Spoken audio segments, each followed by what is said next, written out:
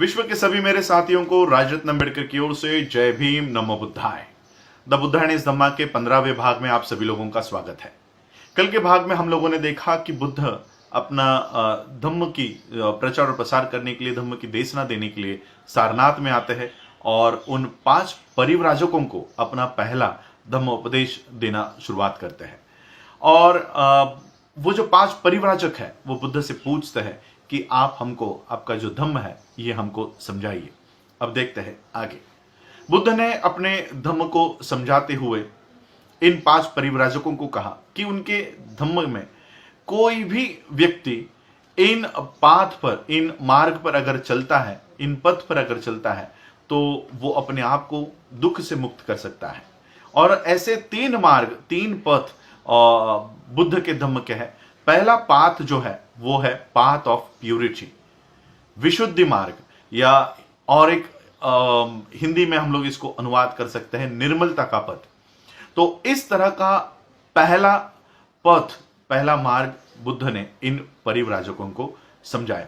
बुद्ध ने इन परिव्राजकों को समझाया कि उनका जो निर्मलता का या विशुद्धि मार्ग है ये इंसान को सिखाता है कि उसके जीवन में अगर किसी भी इंसान को एक अच्छा इंसान बनना है, अगर कोई भी इंसान एक अच्छा इंसान बनना चाहता है तो उसके जीवन में कोई मापदंड होने चाहिए।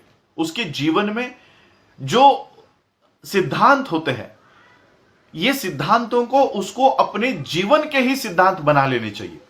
उसके अपने जीवन के ही इन सिद्धांतों को वो जीवन के सिद्धांत बना लेने चाहिए।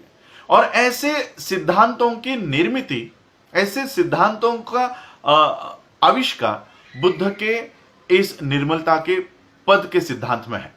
और वो सिद्धांत क्या है? तो वो पहला सिद्धांत है कि मैं किसी को भी हानि नहीं पहुंचाऊंगा, चोट नहीं पहुंचाऊंगा और किसी की भी हत्या नहीं करूंगा। ये बुद्ध के विशुद्धि मार्ग का पहला सिद्धांत है, ये पहला मापदंड है। दूसरा मापदंड बुद्ध के विशुद्धि मार्ग के सिद्धांत का है कि मैं किसी भी तरह का असत्य वचन नहीं करूंगा, झूठ नहीं बोलूंगा। ये दूसरा मापदंड है।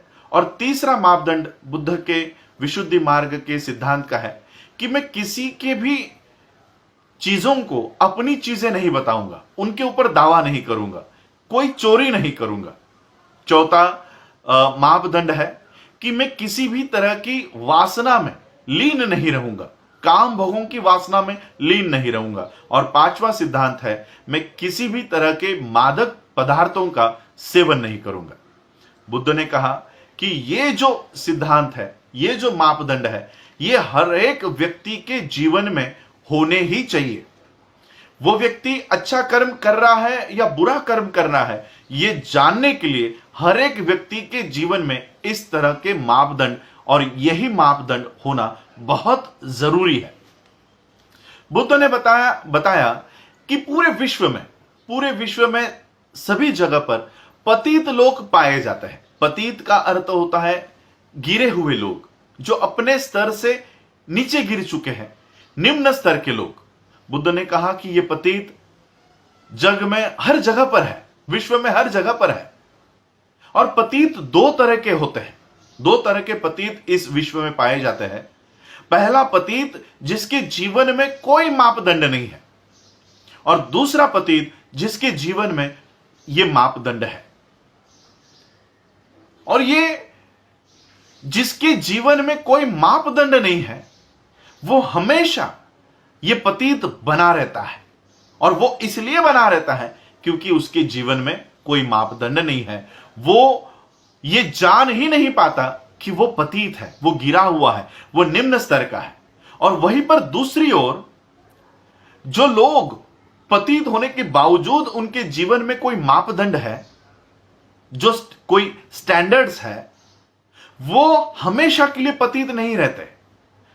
वो उस निम्न अवस्था से उठकर उभरते हैं, खड़े होते हैं और उस निम्न स्तर के जीवन पद्धति को त्याग कर एक अच्छी जीवन पद्धति जीने का काम करते हैं। और वो इसलिए करते हैं क्योंकि उनको पता होता है कि वो गिरे हुए हैं, वो पतित है, उनका स्तर नीचे गिर चुका है। ये बुद्ध के उन मापदंडों की वजह से ये उन लोगों को पता चलता है। और इसलिए बुद्ध ने उन परिव्राजकों को बताया, पूछा कि अब मुझे बताओ, क्या बुद्ध के मेरे जो विशुद्धि मार्ग के सिद्धांत है, क्या ये सिद्धांत किसी इंसान को अच्छी जिंदगी जीने के लिए ये उपयुक्त नहीं है? तो सभी परिव्राजकों ने कहा, ये तो ऐसा ही है। बुद्ध ने पूछा, अगर आपका जवाब हां है तो फिर मेरे मापदंड और मेरे विशुद्धि मार्ग का जो सिद्धांत है, ये सिद्धांत इंसानों को एक अच्छे स्तर का जीवन जीने के लिए ये उपयुक्त है, ये यूजफुल है। और इस तरह से बुद्ध ने अपने सबसे पहले पाथ ऑफ प्यूरिटी को, विशुद्धि मार्ग को, निर्मलता के पद को इन परिव्राजकों को समझाकर बताया। उसके बाद इन परिव्राजकों ने, बुद्ध ने अपना दूसरा मार्ग इन लोगों को बताया, द पाथ ऑफ राइटियसनेस, सदाचरण का मार्ग। बुद्ध ने बताया कि हे परिव्राजकों, इस मार्ग के 8 अंग है। इस मार्ग के 8 अंग है और ये 8 अंग मिलकर ये मार्ग बनता है। इसका सबसे पहला अंग है इन 8 एलिमेंट्स का, इन 8 घटकों का सबसे पहला घटक है सम्मा दिट्ठी। सम्मा दिट्ठी यानी सम्यक दृष्टि। सम्यक दृष्टि को बुद्ध ने समझाकर बताया कि मानो जैसे ये पूरा विश्व एक बहुत बड़ा कारागृह है, जेल है, कारावास है। एक ऐसा कारावास जहां पर अंधेरा है, पूरा ये जो कारावास है अंधेरे से भरा पड़ा है। और उसके अंदर जो ये इंसान है, ये पूरी तरह से अंधा हो चुका है, इसे कुछ दिखाई नहीं देता। और वो इतना अंधा हो चुका है कि उसको पता ही नहीं चलता कि वो इस कारागृह में एक कैदी के रूप में जी रहा है। और वो ये तक भूल चुका है कि उसके पास आंखें हैं और प्रकाश नाम की, लाइट नाम की कोई चीज भी होती है और वो प्रकाश पा सकता है, ये भी वो कारागृह में रहने वाला कैदी भूल चुका है। और इस प्रकाश पाने का एकमात्र साधन है और वो है आपका माइंड, आपका मन। आपका मन ही एकमात्र साधन है जो इस लाइट को, इस प्रकाश को अपने अंदर ला सकता है।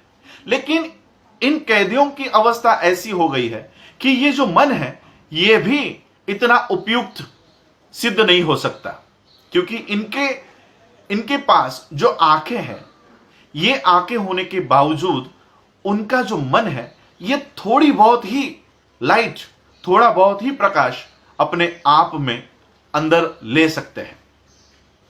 बुद्ध ने बताया, लेकिन इन हालातों में भी निराश होने की कोई जरूरत नहीं है।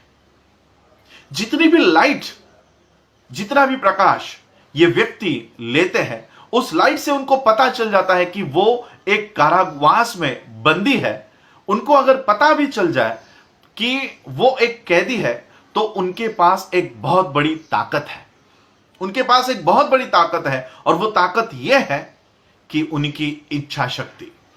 ये वो ही इच्छा शक्ति है जो इनको अगर चाहे तो बंदी बनाकर रख सकती है, और अगर ये इच्छा शक्ति चाहे तो उस कारागृह से वो बाहर निकलने में सहायता कर सकती है। इसी इच्छा शक्ति के उपयोग में कोई भी व्यक्ति इसी इच्छा शक्ति को अगर इस्तेमाल में लाता है तो जो भी वो बनना चाहता है वो बन सकता है। इस तरह से बुद्ध ने इस सम्यक दृष्टि को समझाकर बताया। बुद्ध ने, परिव्राजकों ने बुद्ध से पूछा कि इस सम्मा दिट्ठी का, इस सम्यक दृष्टि का क्या हेतु है, क्या अंतिम हेतु है, इसका साध्य क्या है?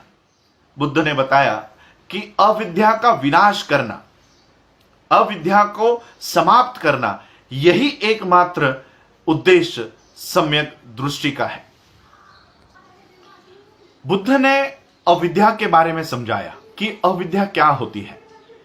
बुद्ध ने बताया कि जो लोग ये जान नहीं पाते कि जीवन में दुख है और इस दुख से बाहर निकालने का कोई मार्ग भी है, ऐसे लोग अविद्या से घिरे हुए रहते हैं।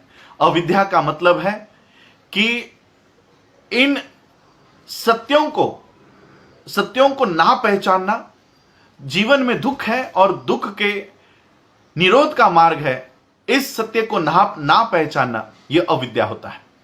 सम्यक दृष्टि के लिए यह जरूरी है और बहुत जरूरी है कि वो सभी तरह के कर्मकांड से,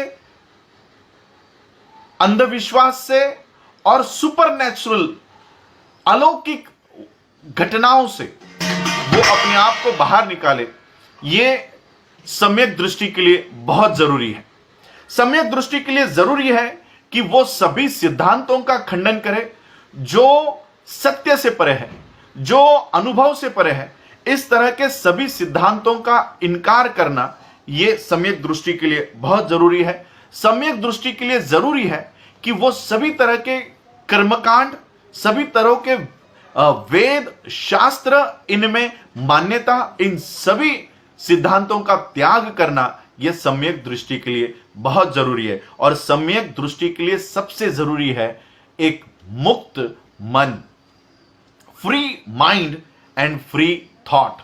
जिस व्यक्ति का मन स्वतंत्र नहीं है, जिस व्यक्ति के विचार स्वतंत्र नहीं है, उस व्यक्ति में सम्यक दृष्टि वास नहीं कर सकती। और इसलिए सम्यक दृष्टि के लिए सबसे ज्यादा जरूरी है free mind and free thought.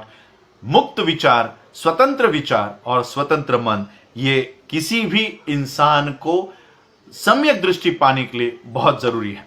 हम आज का एपिसोड यहीं पर रोकेंगे क्योंकि समय की बहुत हो रहा है। कल हम सम्यक दृष्टि तो हमने आज देख ली। अष्टांगिक मार्ग में बाकी के जो 7 मार्ग अब बचे हैं, हम उसके ऊपर अध्ययन करेंगे कि ये 7 मार्ग क्या है। किसी भी इंसान को अगर अपने जीवन को एक सुखकारक जीवन बनाना है तो किस तरह से उस जीवन में हम इन बुद्ध ने बताए हुए इन मार्गों का पालन करके हम अपने जीवन को सुखकारक बना सकते हैं। क्या है वो अष्टांगिक मार्ग? सम्यक दृष्टि आज हम लोगों ने देखा कि बुद्ध के इस अष्टांगिक मार्ग में सबसे पहली और सबसे महत्वपूर्ण अगर कोई मार्ग है तो ये सम्यक दृष्टि का ये अष्टांगिक मार्ग का पहला अंग है सम्यक दृष्टि। इस सम्यक दृष्टि के ऊपर हम लोगों ने आज चिंतन किया।